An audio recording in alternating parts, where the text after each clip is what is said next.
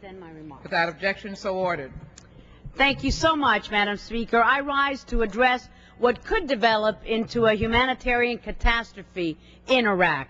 Residents of Camp Ashraf, opponents of the Iranian regime who found a home in Iraq, appear to have been abandoned by the United States and other nations as they are subjected to unlawful seizure and detainment by Iraqi forces. The Iraq government must be called upon to respect the human rights of Ashraf residents and to honor its written commitment that it will treat all Ashraf residents humanely. The U.S. government must ensure that the new democracy that we have helped prop up in Iraq does not forcibly return Ashraf residents to Iran, where they will face certain persecution, torture, and possibly even death.